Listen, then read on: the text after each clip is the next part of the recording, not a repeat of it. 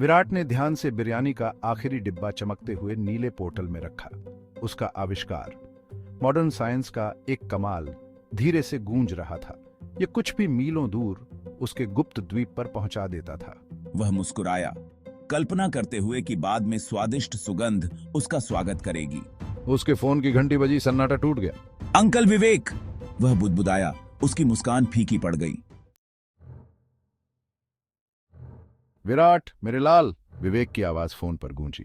तुम्हारी कंपनी के बारे में सुना, 80% बेच दी, इतनी कम कीमत पर। विराट पीछे झुक गया, उसकी निगाहें सख्त हो गईं।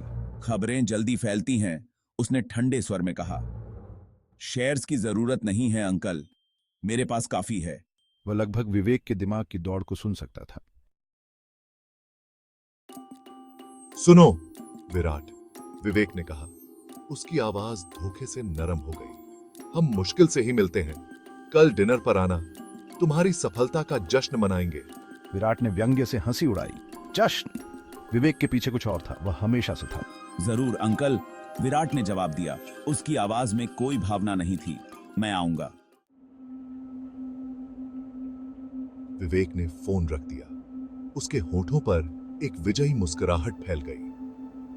80% एक कौड़ी के भाव। मूर्ख ने उसे प्रैक्टिकली कंट्रोल गिफ्ट कर दिया था। एक बार विराट रास्ते से हट गया तो कंपनी, पैसा, सब कुछ उसका हो जाएगा। उसने इसके लिए 20 साल इंतजार किया था। 20 साल तब से जब वो कांप गया, याद को दूर धकेलता हुआ। इस बार वो सावधान रहेगा, इस बार कोई गलती नहीं होगी।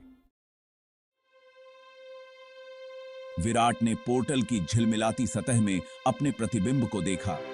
उसने अपने पिता की आंखों को एक भूतिया उदासी से भरा हुआ वापस घूरते हुए देखा। उसे वह रात याद आई, दुर्घटना, आग की लपटें, उसके पिता उसे सुरक्षा की ओर धकेलते हुए, फुसफुसाते हुए। वह सब कुछ चाहता है विराट, उस पर भरोसा मत करना।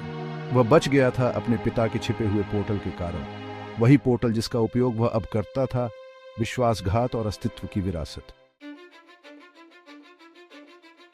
विराट ने अपना फोन उठाया, एक नंबर डायल किया। उसने अपना कदम उठा लिया है, उसने कहा। उसकी आवाज ठंडी और दृढ़ थी। कल उसके घर पर, सुनिश्चित करें कि सब कुछ तैयार है। उसने कॉल समाप्त कर दी। उसकी आंखों में एक कठोर चमक थी। विवेक उसके हाथों में खेल गया था। वह एक खेल चाहता था। विराट उसे एक ऐसा खेल खिलाएगा जिसे वह कभी नहीं भूलेगा।